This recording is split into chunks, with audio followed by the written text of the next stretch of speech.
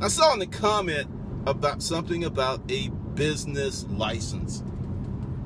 I have a totally different opinion on business licenses. What is going on, people? First and foremost, if you are going to start something like a trucking authority where you have a truck, I would say you would go ahead and get a business license and you would incorporate before you, because if you know you're going to do it, that is the type of exposure that demands a license. And also, you need to protect yourself under the umbrella of a corporation.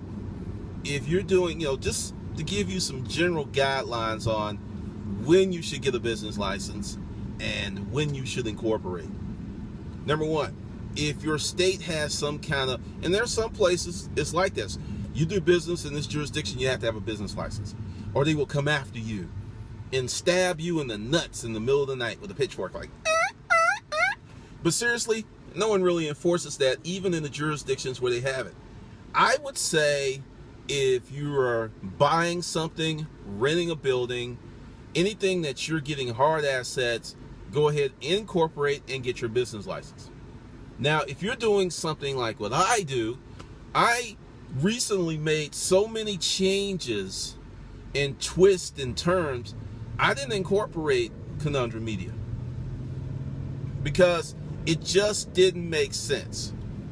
And then when I started coming up with new ideas, I kind of held off because it's like, if I do this, I want to have the proper cash flow.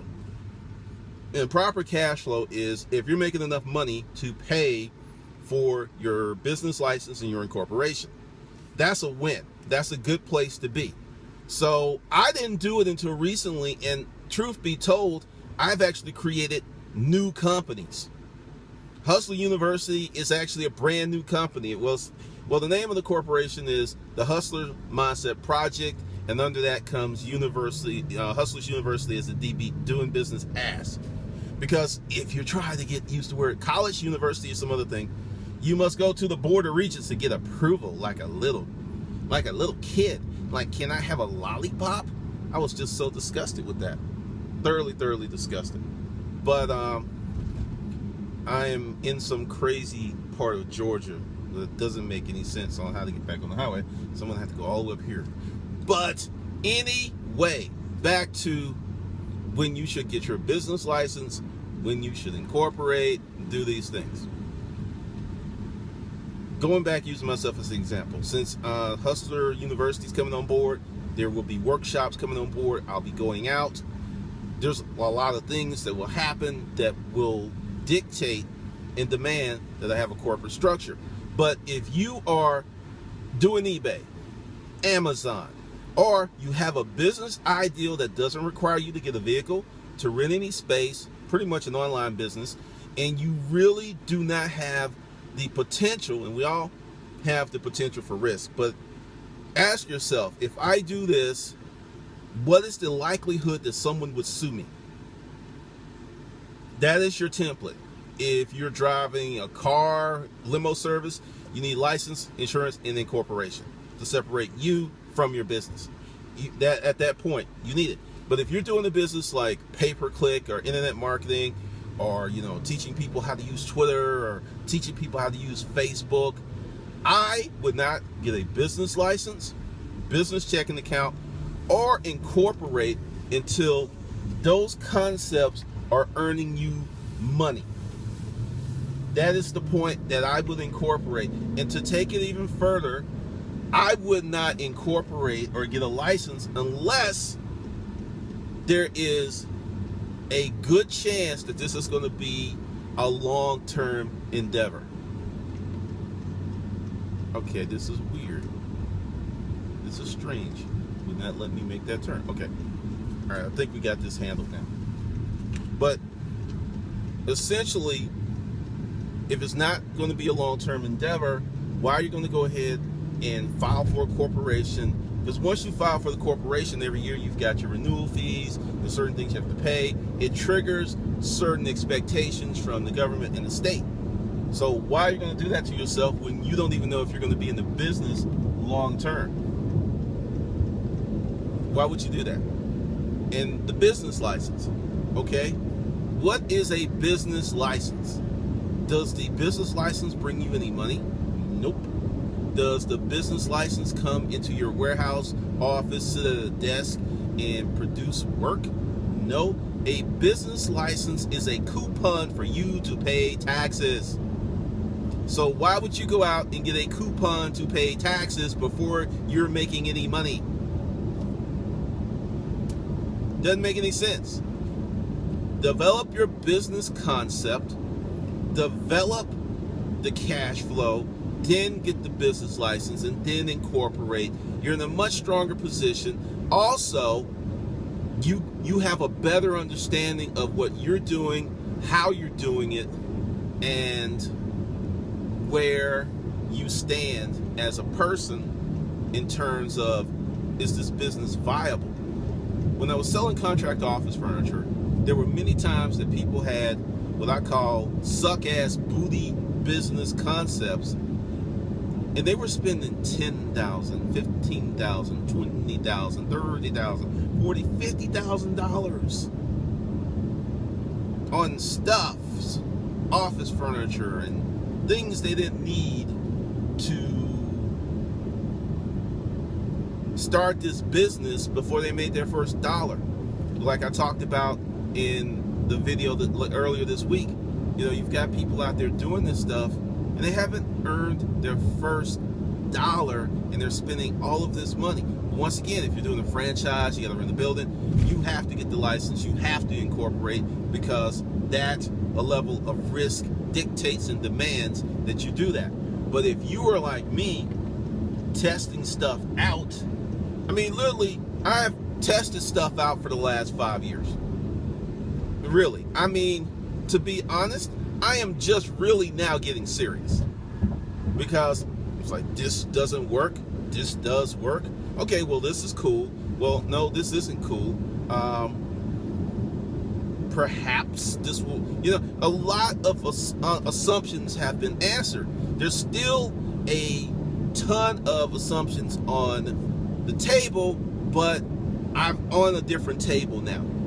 So it makes sense to do the incorporation, the LLC. It makes sense to do certain things because now I have a greater direction. I went ahead and essentially redid the company, because Conundrum Media, because it was Conundrum Publishing, it was Conundrum Media. I was just testing. It's like, okay, really, what am I going to do? What am I doing here? Because initially the goal was to be a published author. Made that goal happen, did okay with that, and then it was just like, I can do more, and I can do more.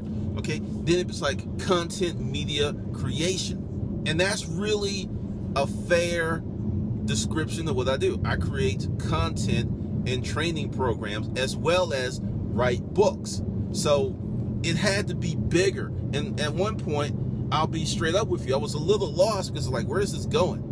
And I just like, you know what do you tell the people in the G-verse? Keep going, make mistakes. If you make mistakes, learn from the mistakes, keep going. So I just kept going. I know I pissed a lot of you off. It's just part of the process. Some people didn't like what I did and they left, and fair enough, that happens. But I pushed through and I got to a better concept that will help you be more effective.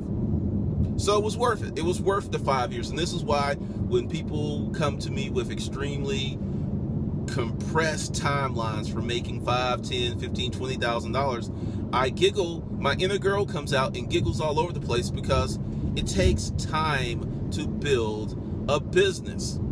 It takes time to build a brand. It takes time to learn how to be a business person. The stuff for some people is natural as a duck floating on a pond. But for people like myself, and maybe you, I had this really steep, damn near vertical learning curve of so many things that I had to learn about. So many things I had to embrace.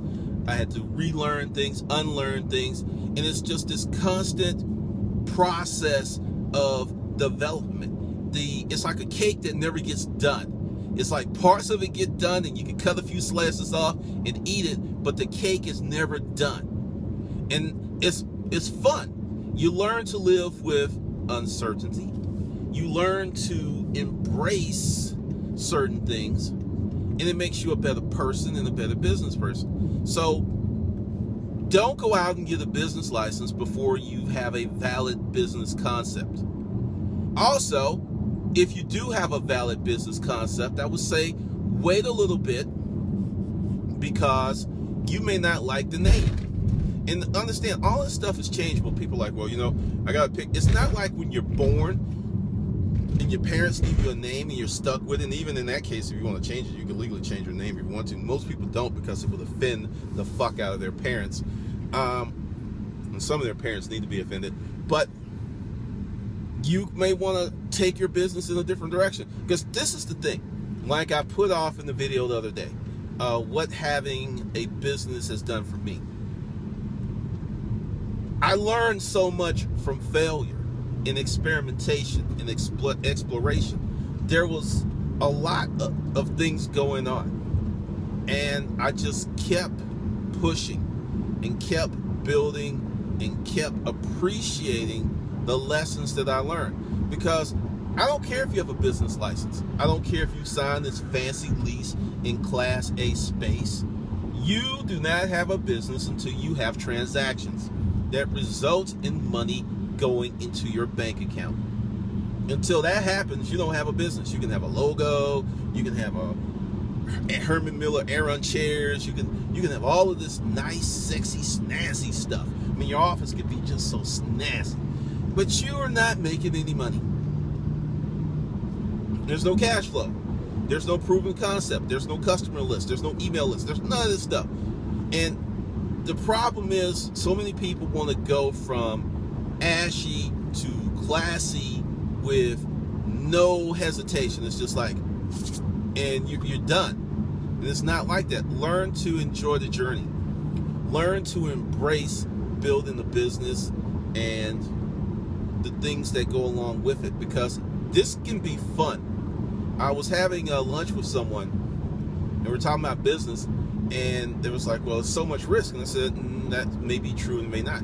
If you want to start a trucking authority and you have to spend this money to get the truck, the business license, and the fuel, your risk level is exponentially much higher than mine with the experimentation of content creation. My thing wasn't really risky. I didn't spend a lot of money to get it started. But once again, I kept a modest lifestyle. And this is something that is lost on many hustlers and entrepreneurs. You are trying to floss like you're the boss before you paid the cost. You can't be the boss before you pay the cost. The cost will come first. The cost will come before the boss. It's coming first. I don't care how many times you leapfrog over it. You might marry someone that can make you a boss, but then your blind spots and deficiencies are going to screw you. So just really, really think about that. So don't even worry about a business license unless you're addressing something such as a hard asset, being a vehicle, business, equipment. You know, if you're going to start doing certain things that dictate and demand that you have to get those things, get them. But if you're just coming up with an ideal and you just make sure you can make some cash. I mean, how good would you feel when you get your LLC or your incorporation or in your business license, and that money comes from business proceeds? And it doesn't come from your savings account. It doesn't come from your job income. It comes from business income. Then you can do the snazzy thing, which is take the business income and keep reinvesting that business income until it creates enough cash flow that you can siphon some off for yourself. I advise everyone to start their business small, unless you just got really, really exceptional abilities.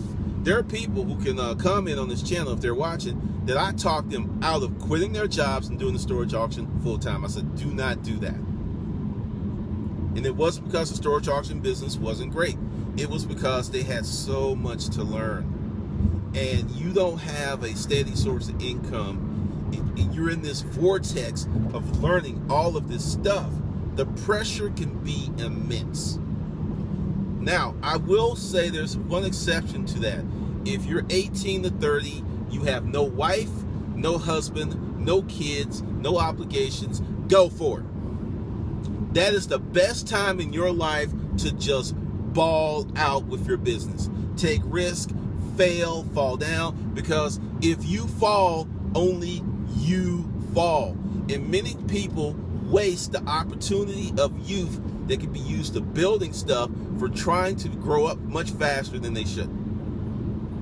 I say it all the time. I'm a Toys R Us kid. You will see me in the Mickey Mouse shirt in a heartbeat.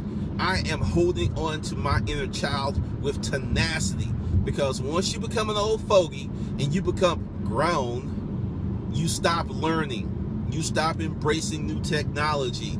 You essentially stop living, and you just reach this point of stasis that you just, well, I'm just here. And it, you know, the natural law of the universe is of atrophy. So if you're not improving, developing, and pushing and succeeding, you're literally falling apart because you're not trying to grow. Look at a house that no one lives in. It just literally starts to fall apart. Look at cars just left on the street. Tires go flat. I mean, that's the natural state of the universe. If things are not tended to, kept up, they just fall apart. Just fall apart. So hopefully they gave you some insight on how and what and where and what you should do with your business.